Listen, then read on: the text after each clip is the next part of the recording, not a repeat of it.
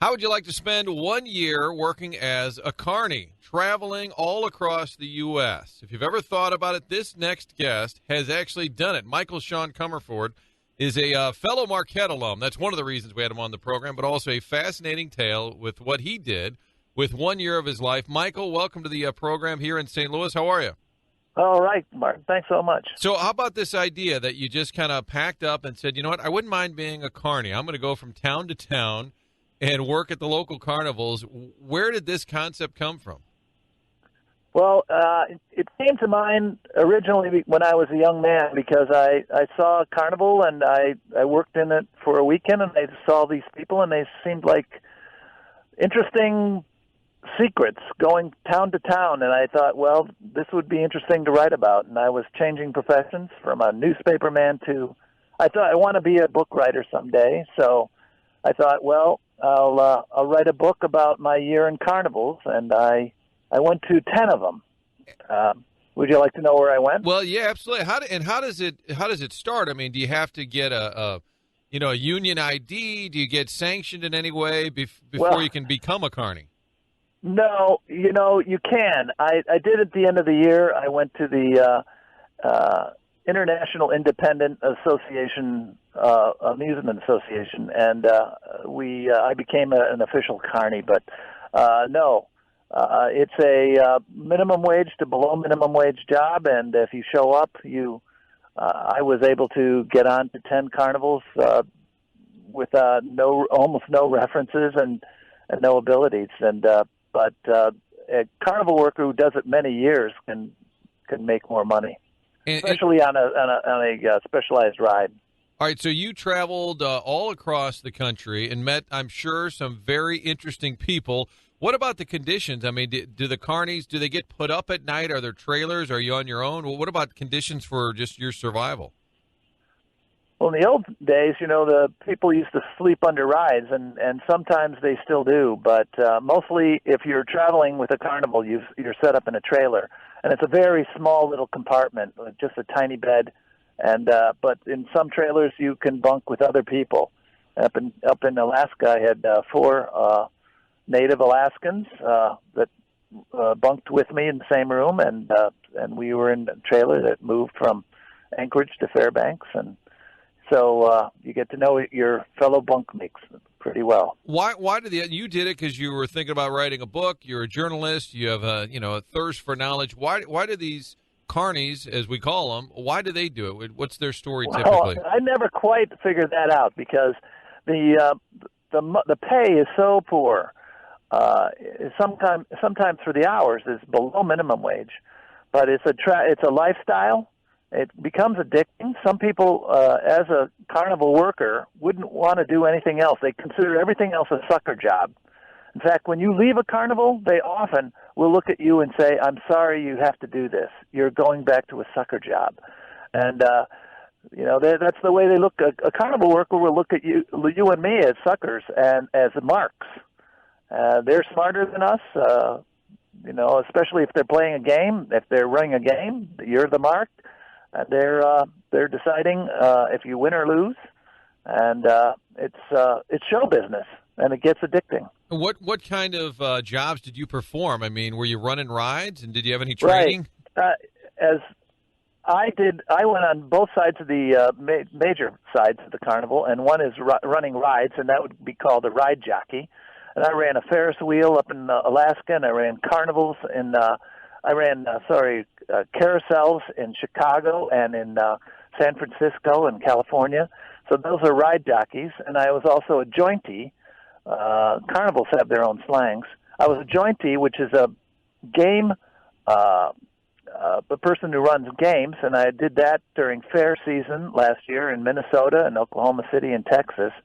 And I could, so I like to say that I was slinging iron, which is setting up rides and tearing them down. So I was slinging iron and pushing plush all year. And pushing plush means selling games and gifts. So I was slinging iron and pushing plush all year. I could make your day or crush your heart. Should I be concerned that you weren't really properly trained to run those rides? Well, I was trained, and when I got there, and you learned on the job, and the safety inspectors come to every site. So I was very impressed by the safety of my rides. They were always checked, and I was eventually fully trained. So yes. Our guest here, Michael Sean Comerford, who spent a year as a carny traveling from town to town across the U.S. to get this experience. And part of your story is you hitchhiked, and we've talked on our radio program, boy, nobody picks up hitchhikers anymore. It used to be the way everyone got around. Your experience was that people did pick you up. It's amazing. I don't know if I was the number one hitchhiker in America or not, but I hitchhiked about 20,000 miles through 36 states. And I was picked up by inventors and lawyers and truckers and families and grandmas and grandpas and rich people and poor people and Hispanics and whites and blacks and a lepidopterist, which is a butterfly expert from Princeton, a magician, authors, preachers, bloggers, criminals. Were you ever nervous that they wanted to pick up a hitchhiker? Were you ever in a situation where you thought, maybe this isn't my day?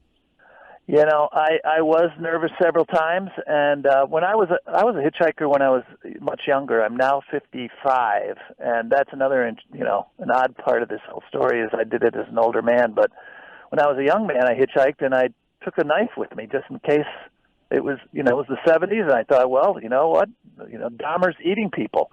This could be really very dangerous. And this time I didn't bring a knife with me, but I was worried several times, but never rightly. Everybody was kind-hearted. Everyone was a good Samaritan, and they were extremely compelling, interesting people. We have a great country we're living in, Martin.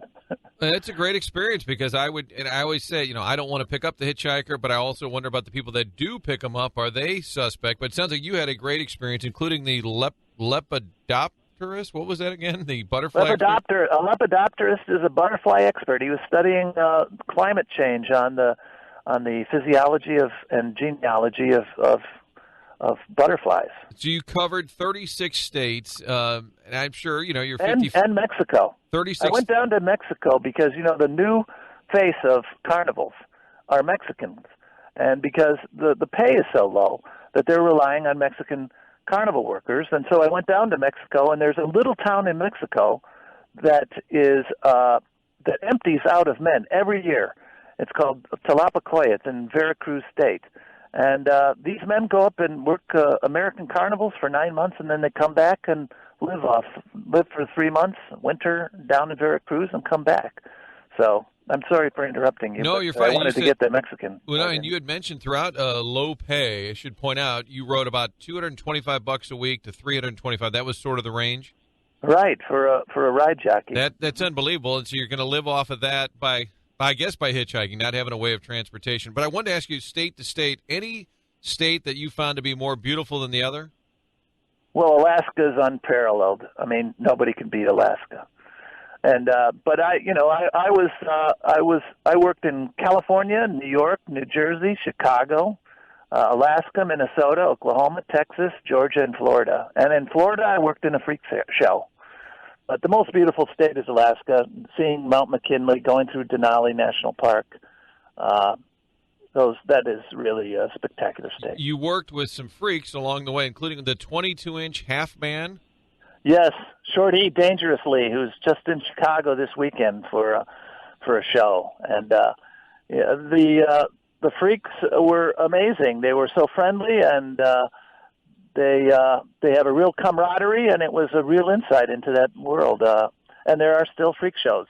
That's a remnant of the old-time carnivals. Is the bearded lady still out there? They have bearded ladies out there, yes. Now, is there a book coming out, Michael? There is a book I wrote all year on Huffington Post and on my own blog called Eyes Like Carnivals, and I'm trying to sell a book along the same lines of Eyes Like Carnivals, www.eyeslikecarnivals.com, and should be coming out next year if I am able to find an agent, maybe one there in St. Louis. You never know who's listening. EyesLikeCarnivals.com, that website. Michael Sean Comerford, a fellow Marquette alum, class of 81. One final thought. Do the carnies mind being called carnies, or sort of the stereotype they've been labeled with? Some do and some don't. some wear a hat saying "proud to be carny," and some say, I'm an entertainer. But I would be proud to be called a carny. I mean, they work very hard. They're the salt of the earth, and there's great pathos and dramas to be played out behind the scenes in carnivals, and that's what I went out to see, and I found it. Michael, thanks so much for sharing your story.